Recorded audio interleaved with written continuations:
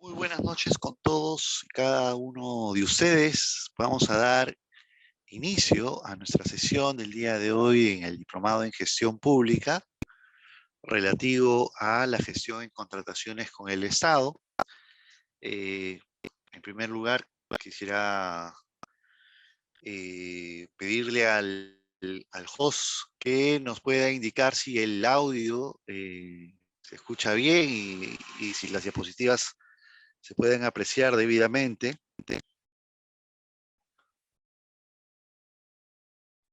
¿Sí? Buenas noches, docente. Sí, se le escucha y sí se ve la pantalla, no se preocupe. Ok, perfecto, muchas gracias. Entonces damos inicio a nuestra sesión del día de hoy. Mi nombre es Jesús Córdoba Scheffer, yo soy abogado por la Universidad Católica. Tengo una maestría en gestión pública y también en contrataciones del Estado. Y ya llevo, dictando el curso de contrataciones del Estado, más o menos desde el 2008. Y parte también del diplomado de gestión pública. Se ve también el tema de la contratación con el Estado, que cada vez hay una mayor demanda por parte de las entidades del Estado, contar con especialistas, con personal capacitado en tema de contratación pública, porque, digamos, hoy por hoy es una de las materias más resaltantes, importantes dentro de la administración pública. Dentro de la administración pública, como ya ustedes han estado apreciando a lo largo de esta semana, en los distintos sistemas administrativos que compone la administración pública, una de ellas es el Sistema General de Abastecimiento, ¿no? El Sistema Administrativo de Abastecimiento. Y dentro del Sistema Administrativo General de Abastecimiento está el de la contratación pública, digamos, como los mecanismos contractuales que utilizan las entidades para poderse hacerse de bienes, servicios y obras, ¿no? Entonces, hay digamos, mecanismos contractuales que utilizan las entidades públicas para contratar, ¿no? Y la pregunta en sí tendríamos que hacernos, ¿por qué las entidades contratan?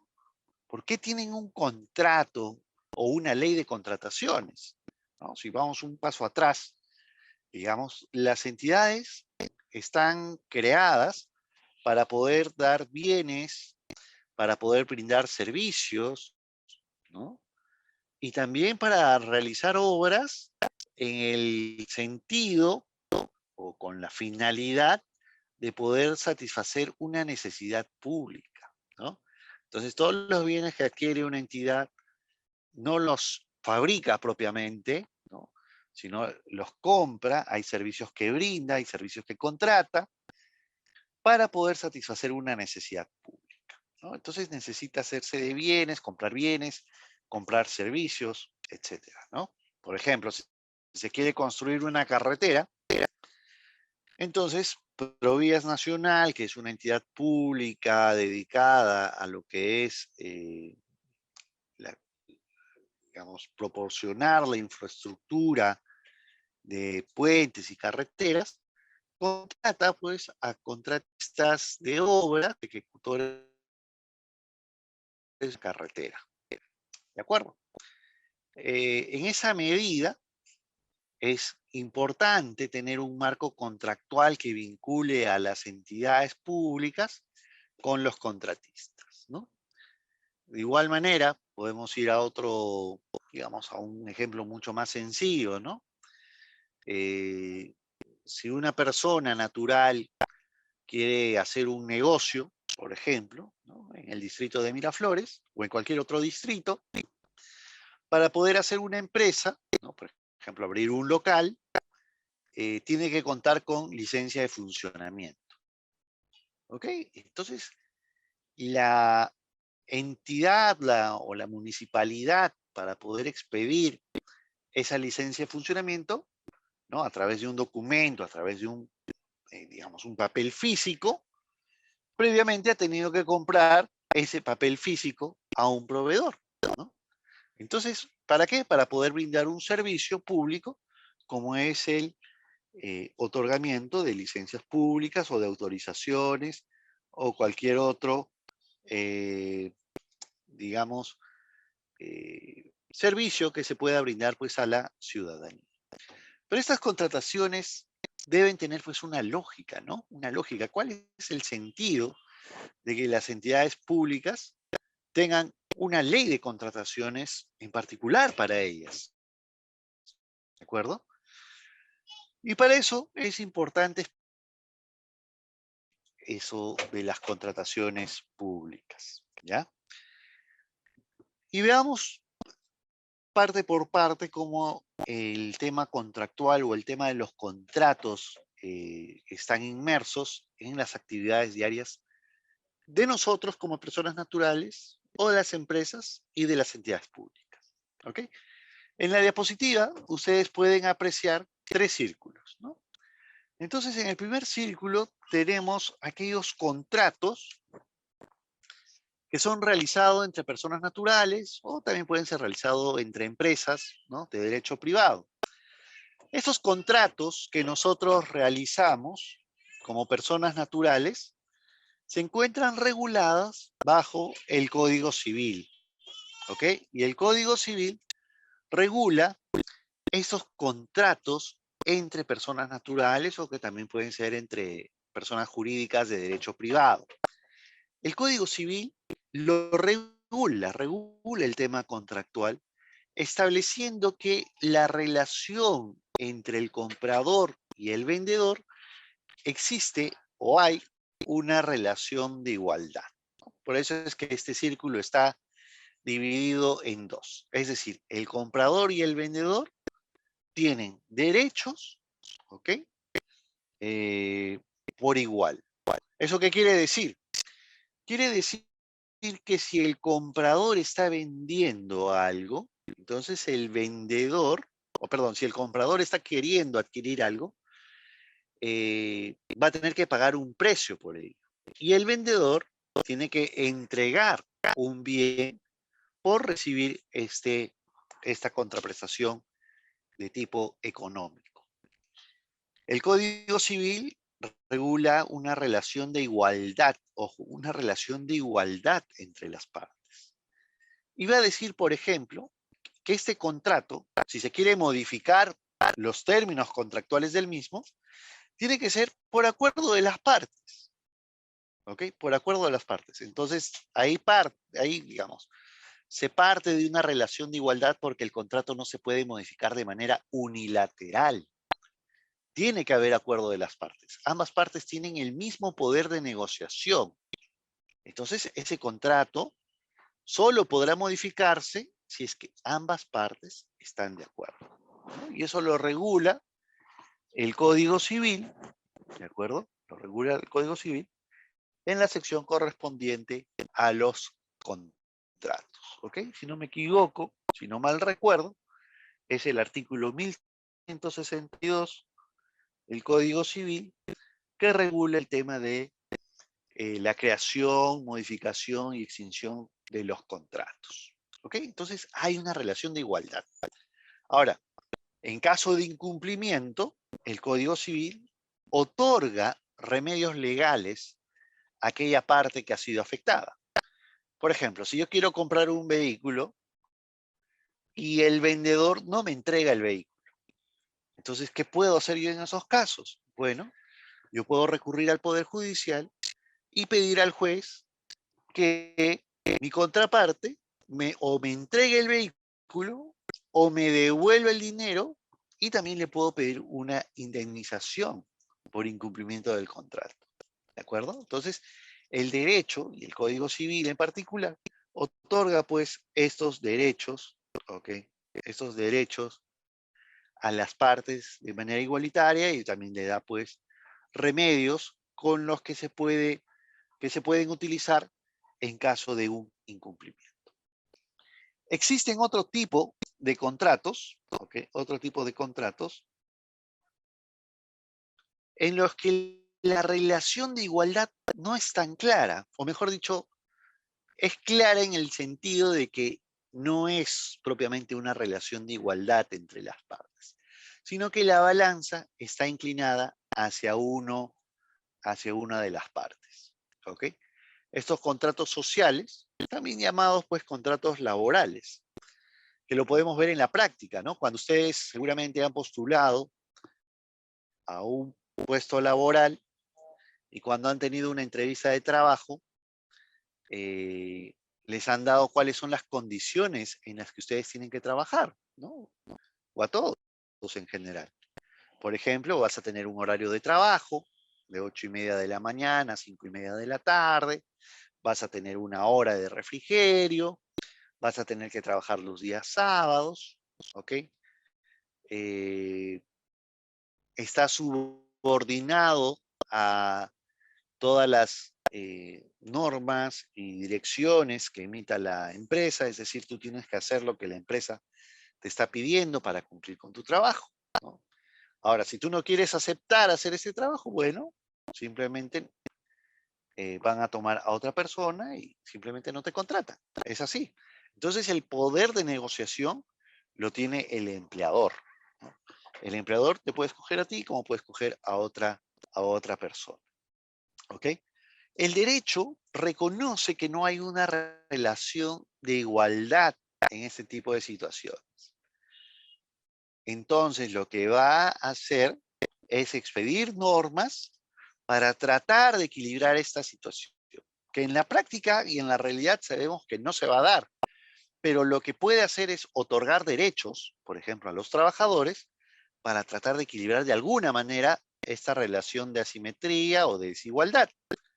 Entonces, estos contratos laborales van a otorgar, por ejemplo, derechos a los trabajadores como derecho a gratificaciones en los meses de julio y diciembre, va a otorgarles derecho a descanso semanal, derecho de descanso vacacional, ¿no? Cumplidos el año, derecho a horas extras, asignación familiar, derecho al sindicato, derecho a la huelga, etc. Una serie de derechos que son de carácter indisponible.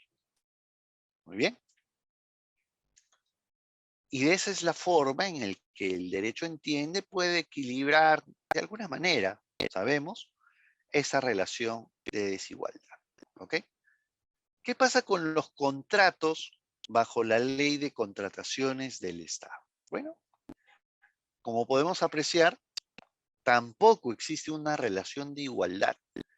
Y esto es lo que muchas veces las personas confunden, ¿no? Que piensan que los contratos con el Estado son tal cual, igualitos, mismo tratamiento que un contrato bajo el Código Civil. Y eso no es así, no es así. ¿Y por qué? ¿Cuál es la lógica si estos dos tipos de contratos, hablamos del contrato bajo el Código Civil y los contratos bajo la Ley de Contrataciones del Estado, pueden ser contratos, pero tienen un tratamiento distinto? ¿Ya? ¿Por qué? En los contratos bajo la Ley de Contrataciones del Estado, las entidades, cuando adquieren bienes, adquieren servicios, no lo están haciendo para un beneficio propio, no es para un beneficio de la entidad, no es para el beneficio del ministerio, no es para beneficio de la municipalidad, no es para beneficio del Poder Judicial, no es para el beneficio propio de cada entidad, no, sino es para el beneficio de la sociedad en su conjunto. Por ejemplo, la construcción de un hospital. La construcción de un hospital, ¿a quién beneficia? ¿Al contratista o a la entidad?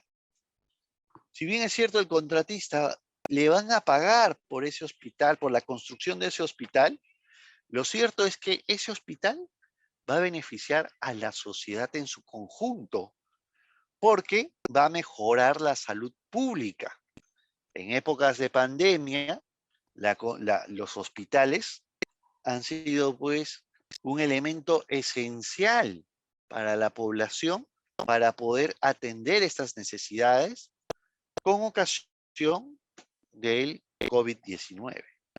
La construcción de un colegio, de igual manera, beneficia a la población en general porque mejora, ayuda a incrementar los niveles de la educación pública, de la educación social, ¿no? Que en buena cuenta es un beneficio para la sociedad. Lo mismo podemos decir de cualquier otra cosa. La construcción de una carretera beneficia el turismo, ¿no? Mejora la economía, por ende, mejora el valor económico de las propiedades que se encuentran aledañas a esa carretera, ¿no? Entonces, evidentemente, lo que busca la ley es que estos contratos se lleguen a generar, se lleguen a realizar, porque tienen como fin último mejorar las condiciones de vida de los ciudadanos. En esa línea argumentativa hay que entender lo siguiente, que estos contratos bajo la ley de contrataciones del Estado, como quiera que sea, que son para beneficio de la sociedad en su conjunto, para beneficio para ti, beneficio para mí, entonces las entidades tienen que procurar que estos contratos se realicen de la mejor manera. ¿Y cómo yo garantizo que las entidades procuran ello? Es que yo a través de la ley le doy ciertas facultades para que la entidad pueda, ¿ok?, pueda gestionar ese contrato en beneficio del interés público. Entonces yo le voy a dar ciertas prerrogativas a la entidad. Entonces, como yo le estoy dando estas prerrogativas, estas facultades a las entidades públicas para la gestión de los contratos bajo la ley de contrataciones del Estado, entonces ya ahí se rompe, ¿ok? Se rompe esa relación contractual de igualdad entre las partes, ¿ya? Ya no existiría una relación de igualdad entre las partes. ¿De acuerdo? ¿Estamos claros? Muy bien. Solamente para reforzar este punto, ¿ya? Vamos a hacer una pequeña comparación, ¿ya? Una pequeña comparación de tipo normativa. En el Código Civil, ya habíamos dicho que, por ejemplo, para modificar los contratos, tiene que ser por acuerdo de las partes. Si no hay acuerdo de las partes, yo no puedo modificar un contrato bajo las normas del Código Civil. ¿De acuerdo? No lo puedo modificar. Tiene que modificarse por acuerdo de las partes. Muy bien. ¿Qué pasa con la ley de contrataciones del Estado? ¿Ok? ¿Qué pasa con la ley de contrataciones del Estado? El artículo 34 de la ley de contrataciones del Estado dice lo siguiente. El contrato puede modificarse en los supuestos contemplados en la ley y el reglamento. Y fíjense aquí, leo textualmente lo que dice la ley. Ojo acá. Dice, los contratos pueden modificarse por orden de la entidad o a solicitud del contratista para alcanzar la finalidad del contrato de manera oportuna y eficiente. ¿Se dan cuenta la gran diferencia? Te dice que el contrato puede modificarse por orden de la entidad, es decir, de manera unilateral. De manera unilateral. Si la entidad quiere realizar un adicional, ordena el adicional. ¿Ok? Si quiere modificar alguna parte del contrato, lo puede hacer. ¿Ok? Lo puede hacer. Obviamente que tampoco es 100% discrecional, ¿no? Tiene que estar o está condicionado esta modificación a que la entidad pues lo modifique siempre y cuando exista un informe técnico, un informe legal en el cual explique el por qué está realizando esa modificación al contrato. Ahora, ¿el contratista puede hacer algo? No. El contratista tiene que aceptar esa modificación al contrato. Y si no ejecuta esa modificación, estaría bajo el supuesto de incumplimiento contractual. Por otra parte, a veces el contratista necesita que se modifique el contrato. El contratista puede solicitar una ampliación de plazo, puede solicitar la aprobación de un adicional, puede solicitar la modificación de alguna parte del contrato. Lo puede hacer, puede solicitarlo, pero la mera solicitud no significa que se vaya a modificar el contrato. sino que este está sujeto, y repito y leo nuevamente la norma, te dice, en este último caso, es decir, en los casos en los que el contratista solicite la modificación del contrato, debe ser aprobada por la entidad.